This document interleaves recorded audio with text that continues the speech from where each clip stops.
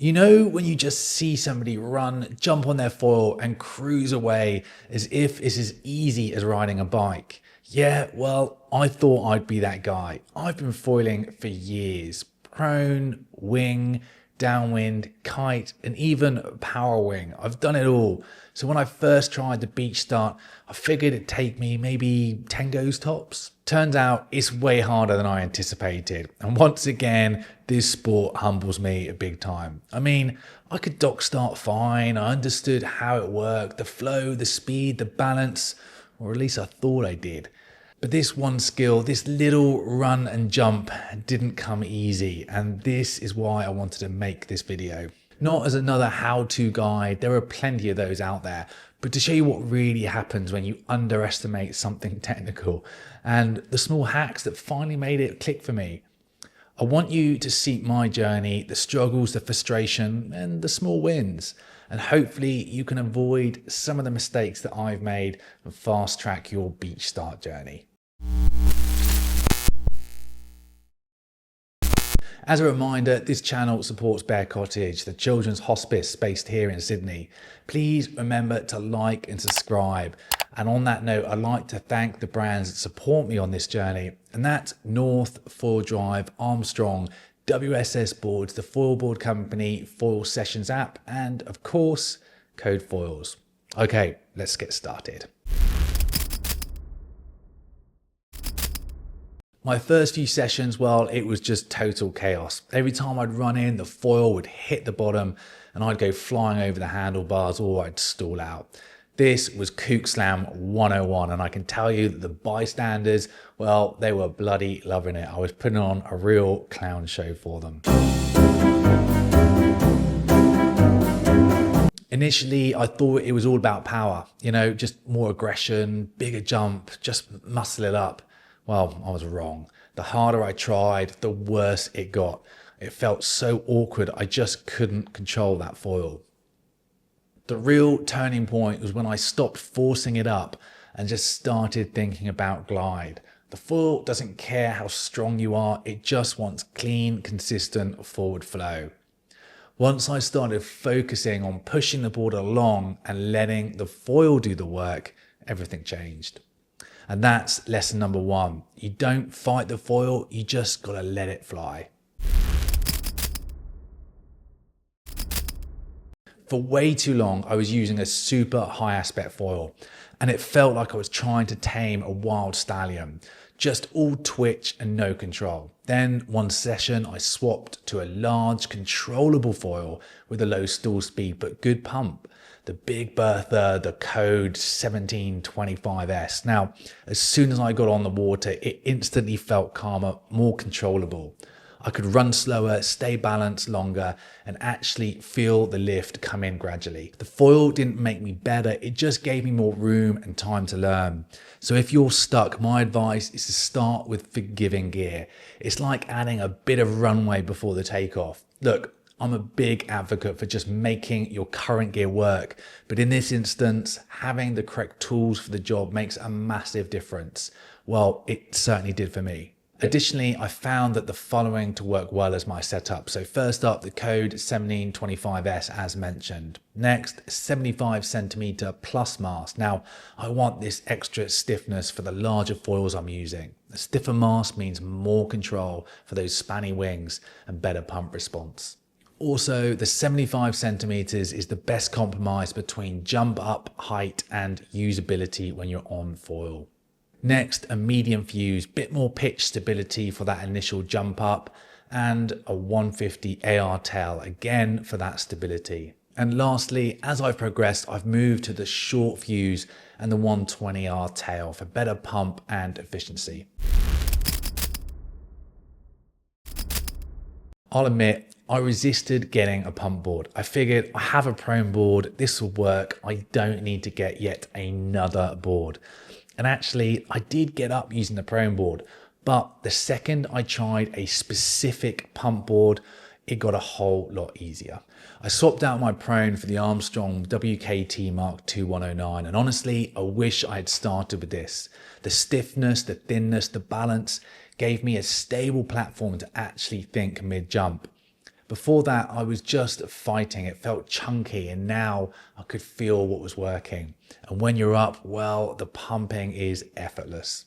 Look, there are some compromises with a board that size, and the main one is the paddle back. If you do get up and then fall off some distance away, well, that lack of volume, which is so amazing when you're on foil, is a real pain to get back to the beach. But for me, that is a price that I'm willing to pay. Another thing that took me forever to realize is my hand positioning was all wrong. I used to grab the rails like I was bench pressing the thing. And then I saw someone shift their hands during the run phase to being flat on top of the board. I tried it with instant success. Suddenly I could trim the board perfectly before I even got onto it. That one tweak made my starts way smoother. You're not wrestling the board, you're just gliding it. I also realized that doing it alone was killing my motivation. Then a mate joined me one day and suddenly it was fun again. We laughed at each other's wipeouts, we swapped feedback, and we pushed each other to keep going. There's something about seeing somebody else struggle beside you that resets your expectations. And when one of you finally rides away, well, you both win. Yes! Yeah, boy! Got that one! If you can bring a mate, it will double your learning and half your frustration. Now, here's one I never thought I'd say, perhaps I'm getting old, but we all know it to be true. Stretching matters. Early on, I just run in cold, and after 10 attempts, my legs and my hips, well, they were just toast. Now I take 5 minutes before every session to loosen up my hips, my hamstrings, shoulders. It's nothing fancy, but it does make a huge difference. You can move smoother, you can recover faster, and your timing just seems to sync up better. You can't learn a flow sport like this when your body's locked up like a brick. So do your stretches before and after. The first time I smacked my toe on the foil, I nearly quit. It's funny, the fear of getting hurt actually stops you from committing fully. And on one attempt, I was really close to getting the foil to my head. It actually really scared me. I think it's the combination of like new body movements, trying to save poor attempts and powered up high angle of attacks. The falls were awkward and they were uncontrolled. Immediately I started wearing booties and a helmet, and the result, well, it was instant confidence boosting. Suddenly I wasn't flinching or hesitating mid-run. I could focus on the move instead of the risk. Look, you don't need to go full body armor, but a bit of protection lets you send it properly. After a while, when I became more comfortable, I lost the boots, but for the time being, while the risk is still high, I'm going to keep the hat on. Filming my sessions turned out to be one of the biggest hacks of all, and I admit it, it does feel weird at first. Setting up a tripod on the beach with people walking past whilst I faceplant for the 68th time, it's not exactly my proudest look. But because of this channel, I've kind of gotten used to having a camera around, and honestly, I'm glad I did because the camera doesn't lie. What I thought I was doing out there and what was actually happening were two completely different things. I could see exactly where I was losing speed, how early I was jumping, and where my hands were getting out of sync. And then one session I watched a clip back and I thought, that's it, that's what it's supposed to feel like. It looked right. And for the first time, I could match what I was feeling in my body to what I was seeing on the screen. Once you can do that, everything gets easier. It's like giving yourself real-time coaching. No guesswork, just pure feedback. The most underrated trick is landing on your knees first. Now, this sounds silly, but it does work. And for ages, I was trying to jump straight onto my feet and control everything at once. Then I saw a friend landing on his knees, gliding for a second, and then standing up once he had speed. He was super consistent at making it work. Boom, right away smoothly. Look, I admit it's not that stylish, but it's a perfect stepping stone. In fact, If it works, it works. So if you're not as mobile as you used to be, perhaps you're carrying an injury, well, this may be your way of getting there. Now, by this point, I'd probably failed 50 times, maybe more, I don't know.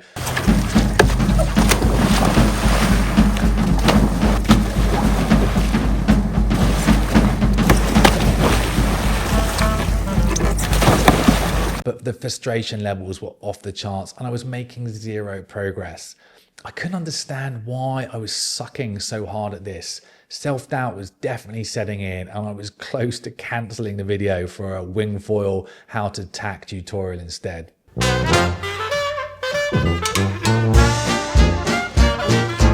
So I stopped, I went back to the van, had some lunch, reviewed the footage, and then weirdly, when I came back, I made the biggest gains. My brain needed some time to download what had just happened. So yeah, lesson learned. Take breaks, watch your clips, and then celebrate the almost. They matter more than you think. So after 100 attempts, I finally strung a ride together. It wasn't epic, but it felt like flying for the first time again. It was the same feeling as my first flat water paddle up. It was just pure joy. What I love about the beach start is it doesn't care who you are. It doesn't matter if you're a pro or you're just starting out. It will humble you, but it will also teach you more about control, timing, and flow than almost anything else in foiling. I also love how that you can do this pretty much anywhere. I'm now getting smoother and more proficient with each go, and I'm experimenting with different locations and integrating it into different disciplines. The next challenge for me is a beach start into surf and then a beach start into the old power wing. So if this video helped, gave you a laugh, hit that like and subscribe button. It genuinely helps me grow and supports Bear Cottage. Let me know in the comments if any of these tips resonated with you and how many attempts it took you to nail the infamous beach start. So until then, I'll see you on the water again soon.